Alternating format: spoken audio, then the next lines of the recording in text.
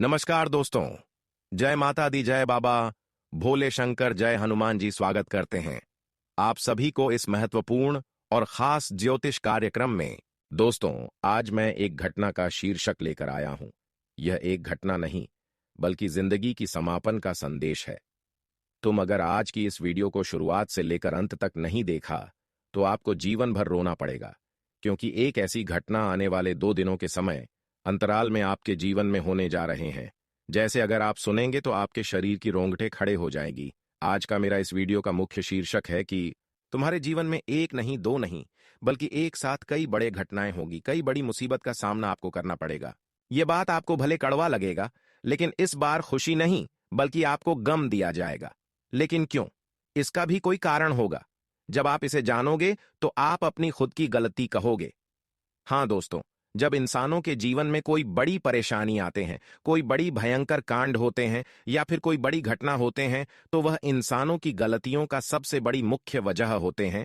और हमें लगता है इन 2 दिनों के अंदर आपकी कुछ गलतियां आपको भारी मुसीबत के जंजाल में फंसा देंगे। जब आप अपनी गलतियों को इन 2 दिनों के अंदर नहीं सुधार पाएंगे तो दोस्तों, आपके अलावा आपकी पूरे परिवार दर्द की आंसू रोएंगे। हां दोस्तों, इसलिए अपनी गलतियों को अब बहुत जल्द सुधारना होगा। आज का घटना जो होने वाला है वह पूरे न्याय को खत्म कर देगा। जो अब तक गलत राह की ओर चल रहे थे, अब उसको अपने जीवन में बदलाव करना ही पड़ेगा। अगर तुम भी चल रहे हो तो अभी रास्ता बदल लो, वरना जिंदगी भर पछताते रहोगे। क्योंकि अब समय आ रहा है इंसानों की असलियत पहचान होने का, उनकी सच्चाई उजागर होने का। आज जो अपनी गलतियों को सुधार लेंगे उसको बहुत बड़ी खुशखबरी मिलेगी, और जो आज वही गलतियां बार बार दोहराते रहेंगे उसे इन 2 दिनों के अंदर केवल आंखों से आंसू देखना पड़ेगा। क्योंकि भगवान उसे ही खुश करते हैं जो सही मार्ग पर चलते हैं, और जो आज सही मार्ग पर चलेगा उसे जीवन में हर धन दौलत सुख शांति मिलेगी। हम जानते हैं कि तुम धन दौलत और सुख शांति के लिए भगवान से कामना कर रहे हैं, लेकिन तुम बेझिझक अपने जीवन में कुछ ऐसी गलतियां कर रहे हैं जिसकी वजह से धन दौलत और शांति तुम्हें नहीं प्राप्त हो पा रहे हैं। यह एक सबसे बड़ी कारण है। जब इसके बारे में आप सुनेंगे तो आप कभी होश उड़ जाएगा। इस वीडियो में आपके जीवन से जुड़ी हर सच्चाई बताने वाले हैं, और सबसे बड़ी वजह भी बताने वाले हैं कि आज तक भगवान आपकी प्रार्थना को क्यों स्वीकार नहीं कर रहे हैं, भगवान आपको क्यों दुख में देखना चाहते हैं। वैसे तो भगवान हर किसी की सहयोग और उनके दर्द में साथ खड़े रहते हैं, लेकिन पिछले कई वर्ष गुजर चुका है, बीत चुका है, लेकिन भगवान आपकी परेशानियों को, आपकी दर्द को फिर भी समझ नहीं रहे हैं। आखिर इसका कारण क्या है? वीडियो जब शुरुआत से लेकर अंत तक देखेंगे और सारी बातों को सुनेंगे तो आप पूरी तरह से उछल पड़ोगे, यह मेरी गारंटी है। क्योंकि इसी वीडियो में जीवन की हर रहस्य उजागर होगा। सबसे बड़ी बात कि आने वाले 2 दिनों के अंदर आपके जीवन में कौन सी वह बड़ी भयंकर घटना होगी और किसके साथ होगी, यह आप सुनकर डर जाओगे। लेकिन डरना नहीं है, क्योंकि यह घटना जो होने जा रहा है यह पूरी तरह से आपको खुश करने के लिए होने चाहिए। क्योंकि हम जानते हैं कि आपसे अभी कुछ लोग न्याय कर रहे हैं। अभी भी कुछ लोग आपके सामने होते हुए तुम्हारी बुराई चाहता है, आपकी खुशियों को गम में बदलना चाहता है। ग्रुप काफी ऐसे लोग हैं जो कई सालों से आपका अस्तित्व पर भारी पड़ रहा है। कई सालों से आपकी जीवन की स्थितियों पर इसकी गंभीर प्रभाव है। कई सालों से कुछ ऐसे लोग हैं जो तुम्हें सफल नहीं होने दे रहे हैं, और कई सालों से कई लोग ऐसे हैं जो तुम्हें कई जगह पर गिराया है, कई जगहों पर आपको मुसीबत में गिराया है, और कई बार इसके वजह से आप मरते मरते बचे हैं। हालांकि यह न्याय बहुत गंभीर हुआ है, लेकिन अब यही न्याय, यही बुराई को खत्म करने के लिए भगवान श्री शनिदेव फैसला तय किया है। आने वाले 2 दिनों के अंदर जो फैसला होगा उनमें वह लोगों को बहुत ही चिंतित होना पड़ेगा। उन लोगों को बहुत रोना पड़ेगा जो आज तक एक दूसरे को रुलाकर खुद को खुश हो रहे थे। अब वही लोग रोने वाले हैं, क्योंकि उन्होंने एक समय में हर अच्छे इंसानों के साथ गलत किया। हर अच्छे इंसानों के साथ इतना गलत किया कि उसकी हर खुशी छीन लिया, बेवजह लोगों को तकलीफ दिया। लेकिन अब समय आया है अच्छे लोगों का साथ मिलने का और बुरे लोगों का अंत होने का। आने वाले 2 दिनों के अंदर अब उन लोगों को काफी खुशियां मिलने वाले हैं, और वह लोग अब खुशियां प्राप्त करने के लिए तैयार हो। जो जो अब तक लोगों का अपमान सह रहे थे, अब तक लोगों का धोखा सा रहे थे, अब तक परेशानी की जिंदगी की रही थी, अब वह लोग शनिदेव की कृपा के कारण वह सारी खुशियों को प्राप्त करोगे। जो तुमने आज से पहले सपनों में देखा करते थे। एक बात सत्य है कि जिन्होंने आपके चेहरे से खुशियां छीन ली थीं या फिर जो सफलता प्राप्त करने से रोक लिया, अब वह लोग आपके जीवन पर किसी प्रकार की गहरा असर नहीं डाल सकता है और वह खुशियां भी, वह सफलता भी आपको मिलेगी। हाँ दोस्तों, कई बार तुम्हें गंभीर रूप से लोगों ने रुलाया है, कई बार लोगों ने आपको कई क्षेत्र में से असफल बनाया है। इसके वजह से तुम अपनी हक की खुशियां भी नहीं प्राप्त कर पा रहे हो। तुम तो वैसे मेहनत बहुत करते हो, तुम्हारा संघर्ष बहुत दिनों से एक जैसा रहा है, लेकिन यह एक बड़ी समस्या है कि तुम संघर्ष एवं मेहनत का फल नहीं प्राप्त कर पा रहे हो और मजबूरी में रो रहे हो, अपनी दुख किसी के सामने प्रकट नहीं कर पा रहे हो।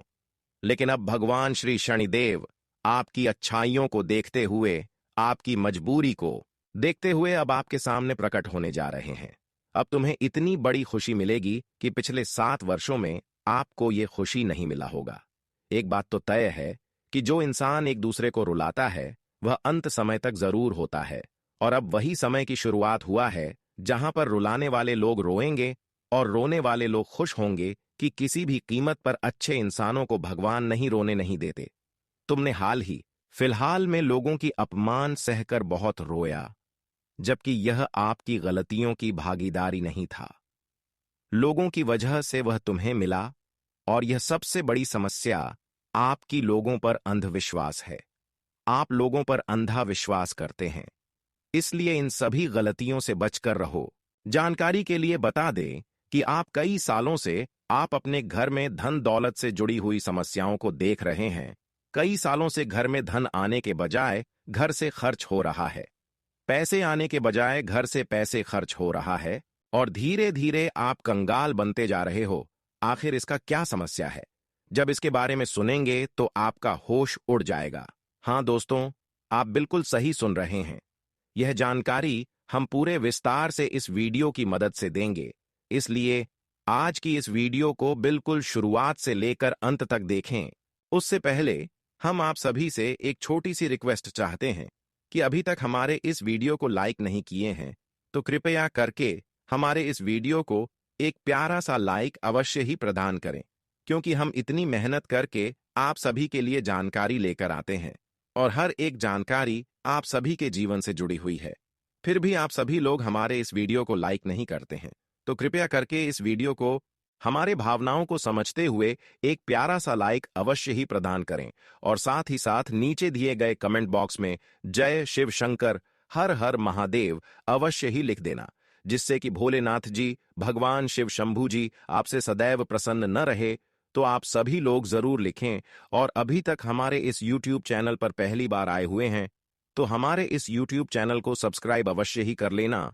दोस्तों, हमेशा आपके मन में एक सवाल रहा है और हमेशा आपके साथ इस प्रकार की घटनाएं कई सालों से घट रहे हैं। तुम्हें एहसास हो रहे होंगे कि आखिर जीवन में हर किसी को शांति मिल रही है, पर हमें शांति क्यों नहीं मिलता, और यहां तक कि प्रभु आपकी कामना क्यों नहीं स्वीकार करता। लगातार आप पैसों से जुड़ी समस्याओं का सामना कर रहे हैं, और एक सबसे बड़ी समस्या यही है कि माता लक्ष्मी भी आपके घर में आने से रूठ गए हैं। आखिर क्यों रूठे हैं?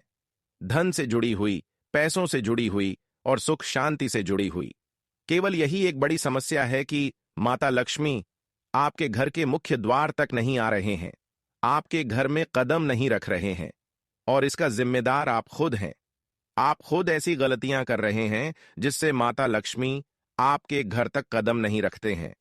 हिंदू धर्म और शास्त्रों में माता लक्ष्मी को धन, समृद्धि, वैभव और सुख की देवी माना जाता है। वे चंचल स्वभाव वाली हैं, अर्थात वे स्थिर नहीं रहती, बल्कि जहां शुद्धता, सदाचार, मेहनत, सम्मान और सकारात्मक ऊर्जा होती है वहीं वे वास करती हैं। लेकिन हम अनजाने में कई ऐसी गलतियां कर बैठते हैं जिनसे वे रूठ जाती हैं और घर से चली जाती हैं। इन गलतियों के कारण बार बार आर्थिक संकट, काम में रुकावट, परिवार में कलह और असफलता का सामना करना पड़ता है। वास्तुशास्त्र, पुराणों, ज्योतिष और लोक मान्यताओं के अनुसार ये प्रमुख कारण हैं जो माता लक्ष्मी को अप्रसन्न कर देते हैं। सबसे पहले घर की अशुद्धता और गंदगी माता लक्ष्मी को सबसे ज्यादा नाराज करती है। जहां झाड़ू बर्तन गंदे पड़े रहते हैं, रसोई में झूठे बर्तन रात भर छोड़ दिए जाते हैं, उत्तर पूर्व कोना अव्यवस्थित रहता है, वहां से लक्ष्मी जी दूर हो जाती हैं। शाम या रात में झाड़ू लगाना, झाड़ू को दरवाजे के पास या पैरों तले रखना, झाड़ू पर पैर रखना जैसी छोटी छोटी बातें भी नकारात्मक ऊर्जा पैदा करती हैं और धन की देवी को अप्रसन्न कर देती हैं। कई बार लोग अनजाने में झाड़ू को अपमान करते हैं, जैसे उसे उल्टा रखना या उसके साथ गलत व्यवहार करना, जो वास्तु दोष पैदा करता है। दूसरा बड़ा कारण आलस्य और सुस्ती है। सुबह देर तक सोना, दिन भर बेकार समय गंवाना, काम में आलस करना, ये सब लक्ष्मी जी को सबसे ज्यादा दूर भगाते हैं। शास्त्रों में कहा गया है कि लक्ष्मी जी मेहनती, जागरूक और सक्रिय लोगों के साथ रहती हैं। जो व्यक्ति सूर्योदय से पहले नहीं उठता, वह धन की प्राप्ति से वंचित रह जाता है। इसी तरह दक्षिण दिशा में पैर करके सोना भी एक प्रमुख दोष माना जाता है, क्योंकि इससे नकारात्मक ऊर्जा बढ़ती है और लक्ष्मी जी का वास नहीं होता। घर की महिलाओं और गृह लक्ष्मी का अपमान करना भी लक्ष्मी जी को बहुत रूठाता है। माता लक्ष्मी स्वयं को गृहिणी के रूप में देखती हैं, इसलिए मां, बहन, पत्नी, बेटी या घर की किसी भी महिला से बदतमीजी, अनदेखी या अपमान करना धन हानि का कारण बनता है।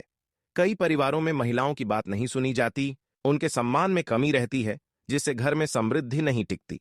गुस्सा, झगड़ा और नकारात्मक बोलचाल भी लक्ष्मी जी को दूर भगाती है। घर में बार बार कलह, चीखना, चिल्लाना, गाली गलौज, किसी का भी अपमान, खासकर गरीब, साधु संत या कमजोर व्यक्ति का अपमान, ये सब नकारात्मक ऊर्जा पैदा करते हैं। धन का अपव्यय, बेकार चीजों पर खर्च करना, लोभ में पड़कर गलत तरीके से कमाना, दान पुण्य से दूर रहना भी लक्ष्मी जी को अप्रसन्न करता है। नशा करना, शराब, जुआ जैसी बुरी आदतें तो सीधे धन नष्ट करती हैं और लक्ष्मी जी को घर से बाहर कर देती हैं। कुछ अन्य सामान्य गलतियां, जैसे सूर्यास्त के समय सो जाना, दहलीज पर बैठकर खाना, पितरों का तर्पण न करना, साधु संतों या भगवान विष्णु का अपमान करना, नल से पानी टपकना, तुलसी या मनी प्लांट का अचानक सूख जाना, रसोई में दूध गिरना, झाड़ू बार बार टूटना, ये सब लक्ष्मी जी के रूठने के संकेत माने जाते हैं। वास्तु दोष जैसे घर में अव्यवस्था, गंदगी फैलाना, अनियंत्रित जीवन शैली भी इनमें शामिल हैं। कर्मों का दोष यानी गलत कर्म करना भी लक्ष्मी जी को दूर करता है। ये सभी कारण मिलकर जीवन में बार बार असफलता, आर्थिक तंगी और परेशानियां लाते हैं। अब दूसरा भाग, ऐसे लोगों की संगति से भी माता लक्ष्मी कृपा नहीं करती और जीवन में बार बार असफलता मिलती है। हिंदू मान्यताओं में संगति का बहुत महत्व है। कहा जाता है कि व्यक्ति अपनी संगति से जाना जाता है। बुरी संगति व्यक्ति के चरित्र, विचार और कर्मों को बिगाड़ देती है, जिससे लक्ष्मी जी दूर हो जाती हैं। जो लोग हमेशा नकारात्मक बोलते हैं, दूसरों की निंदा करते हैं, ईर्ष्या द्वेष से भरे रहते हैं, उनकी संगति में रहने से मन में नकारात्मकता बढ़ती है और धन समृद्धि का मार्ग रुक जाता है। ऐसे लोग जो झूठ बोलते हैं, धोखा देते हैं, दूसरों का हक मारते हैं, उनकी संगति से व्यक्ति भी ऐसे ही बन जाता है और लक्ष्मी जी उससे रूठ जाती हैं। नशेड़ी, जुआरी, व्यभिचारी या हमेशा आलसी लोगों की संगति सबसे खतरनाक होती है। ये लोग न केवल खुद की बर्बादी करते हैं, बल्कि साथ रहने वाले को भी बर्बाद कर देते हैं। आचार्य चाणक्य और अन्य शास्त्रों में कहा गया है कि ऐसे लोगों के साथ रहने से धन कभी स्थिर नहीं रहता, जीवन में असफलता बार बार आती है। जो व्यक्ति हमेशा दूसरों को नीचा दिखाने की कोशिश करता है, गरीबों का मजाक उड़ाता है, साधु संतों का अपमान करता है, उनकी संगति से लक्ष्मी जी दूर हो जाती हैं। बुरी संगति व्यक्ति को लालच, क्रोध और अहंकार की ओर ले जाती है, जो लक्ष्मी जी के विपरीत गुण हैं।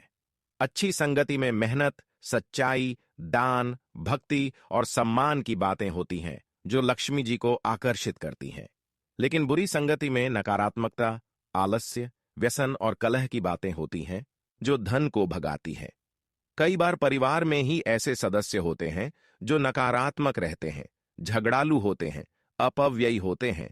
उनकी वजह से पूरे घर पर लक्ष्मी जी की कृपा नहीं रहती।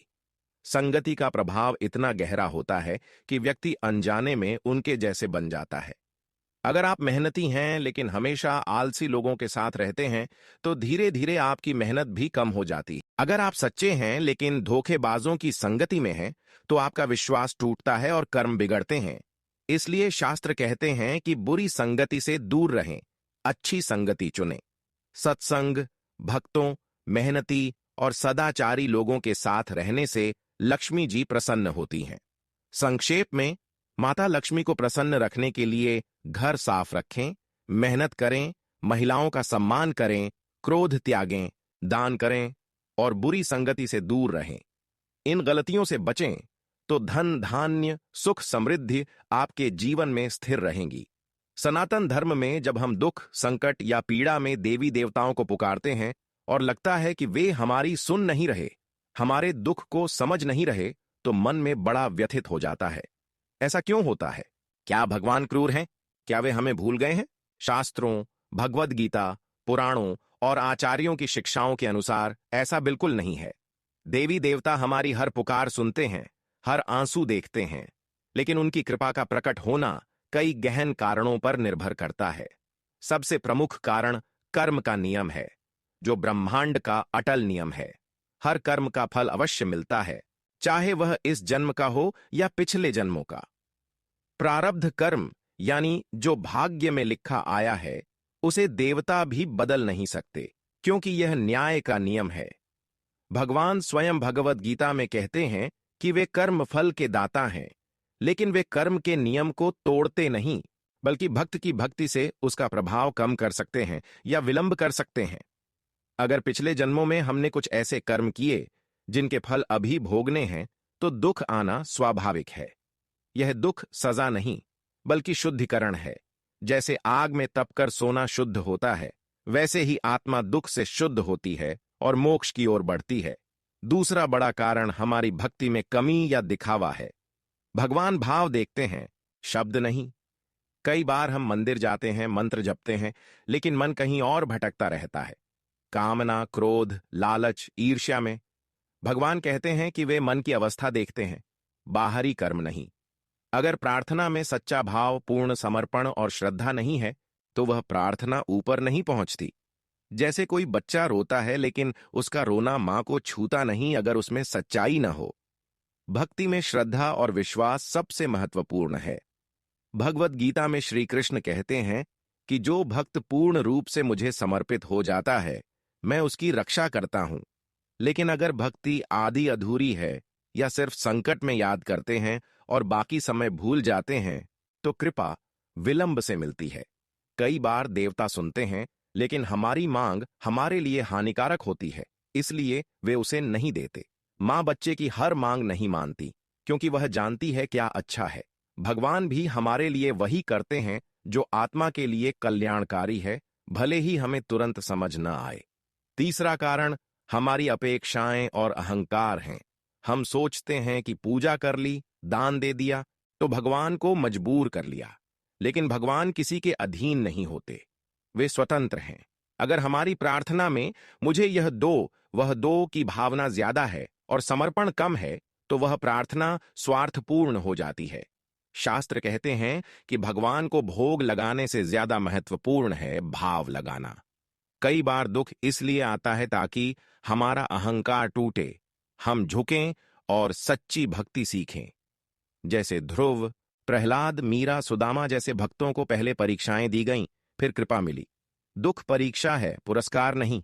जब हम दुख में भी भगवान का नाम लेते रहते हैं, तब वे प्रसन्न होते हैं और कृपा बरसाते हैं। चौथा कारण हमारी समझ की सीमा है। हमारी बुद्धि सीमित है, हम केवल वर्तमान देखते हैं, लेकिन भगवान पूरे जीवन, पिछले जन्म और आगे के कल्याण को देखते हैं। जो हमें दुख लगता है, वह शायद हमारी आत्मा के लिए आवश्यक है। पुराणों में कई कथाएं हैं जहां भक्त को पहले कष्ट दिए गए ताकि वह और मजबूत बने।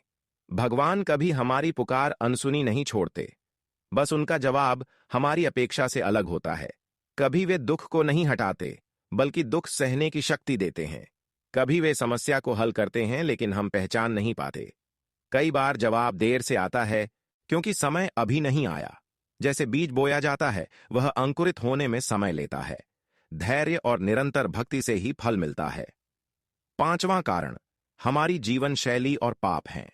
अगर हम जानबूझकर पाप करते हैं, झूठ, छल, हिंसा, नशा, दूसरों का अपमान और फिर प्रार्थना करते हैं, तो मन में अपराध बोध रहता है।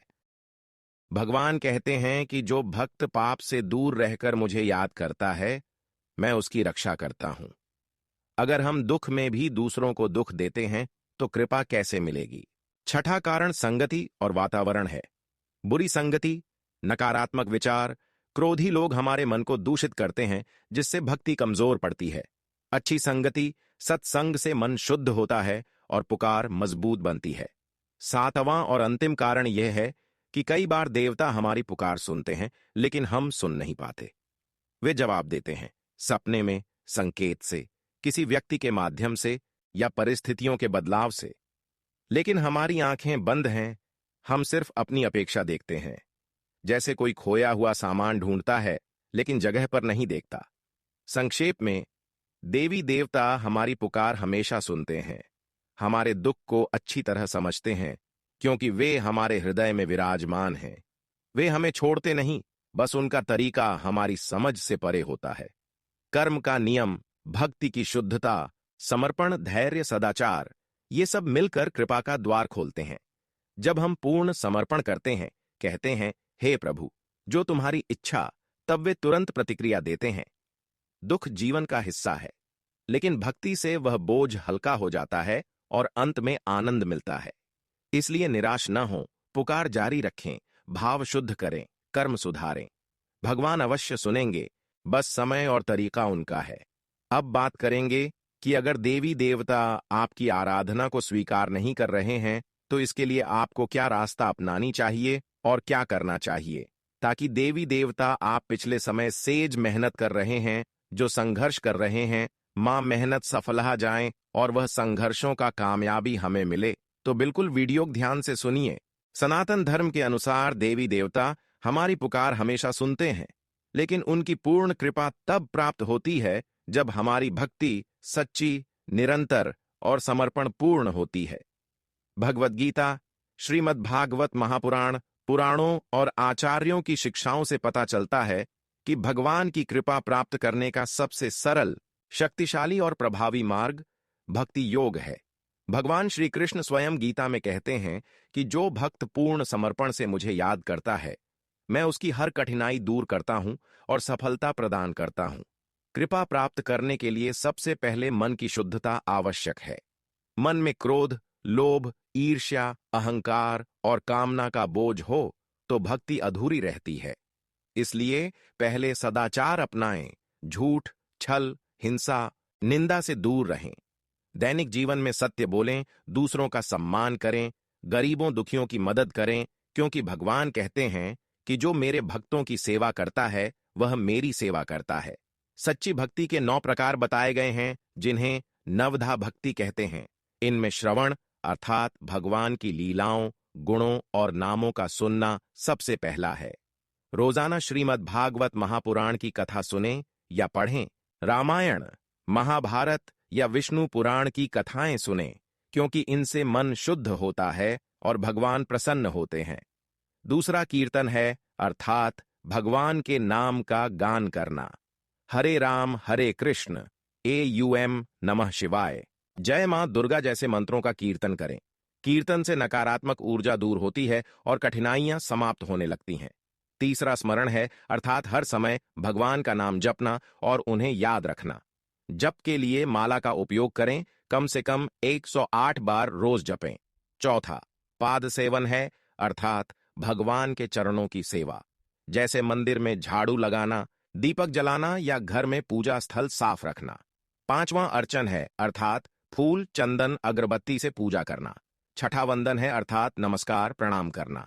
सातवां दास्य है, अर्थात खुद को भगवान का दास मानकर सेवा करना। आठवां सख्य है, अर्थात भगवान को मित्र मानकर हर बात उनसे साझा करना। नौवां आत्मनिवेदन है, अर्थात पूर्ण समर्पण, कहना कि हे प्रभु, अब सब तुम्हारा है। भगवान की कृपा के लिए सबसे महत्वपूर्ण है पूर्ण समर्पण और निष्काम भाव। गीता में श्री कृष्ण कहते हैं कि जो भक्त फल की इच्छा किए बिना कर्म करता है और सब कुछ मुझे अर्पित कर देता है, मैं उसकी रक्षा करता हूं। इसलिए पूजा में मांगने से ज्यादा समर्पण करें। रोज सुबह उठकर स्नान करें, साफ वस्त्र पहनें, भगवान का ध्यान करें और कहें, हे प्रभु, आज का दिन तुम्हारे चरणों में अर्पित है। दिन भर में भी हर कार्य से पहले और बाद में उनका नाम लें। इससे जीवन की हर कठिनाई आसान हो जाती है, क्योंकि भगवान स्वयं मार्गदर्शन करते हैं। देवताओं को प्रसन्न करने के सरल उपाय भी बहुत प्रभावी हैं। सबसे पहले गणेश जी की पूजा करें, क्योंकि वे विघ्नहर्ता हैं। रोज सुबह गणेश अथर्व शीर्ष या वक्रतुंड महाकाय मंत्र का जप करें। इससे सभी बाधाएं दूर होती हैं और सफलता मिलती है। लक्ष्मी जी के लिए शुक्रवार को कमल के फूल चढ़ाएं, श्री सूक्त का पाठ करें और घर में साफ सफाई रखें। दुर्गा मां के लिए नवरात्रि में दुर्गा सप्तशती पढ़ें या मंत्र जपें। शिव जी के लिए सोमवार व्रत रखें, बिल्वपत्र चढ़ाएं और एयूएम नमः शिवाय जपें। हनुमान जी की भक्ति से भय और कठिनाइयां दूर होती हैं। हनुमान चालीसा रोज पढ़ें। विष्णु जी के लिए विष्णु सहस्रनाम का पाठ करें। ये सभी देवता एक दूसरे के पूरक हैं, इसलिए किसी एक की सच्ची भक्ति से सभी की कृपा मिलती है। रोजाना नियमितता बनाए रखें। सुबह शाम पूजा करें, भोजन से पहले भगवान को अर्पित करें, रात को सोने से पहले उनका धन्यवाद करें। सत्संग करें, अर्थात अच्छे भक्तों, संतों की संगति में रहें, क्योंकि बुरी संगति मन को दूषित करती है। अच्छी संगति से भक्ति मजबूत होती है। दान पुण्य करें, गरीबों को भोजन दें, वस्त्र दें, क्योंकि दान से पाप नष्ट होते हैं और कृपा बढ़ती है। व्रत रखें, जैसे एकादशी, सोमवार, शुक्रवार, क्योंकि व्रत से मन शुद्ध होता है। सच्चे भक्त के लक्षण भी महत्वपूर्ण हैं।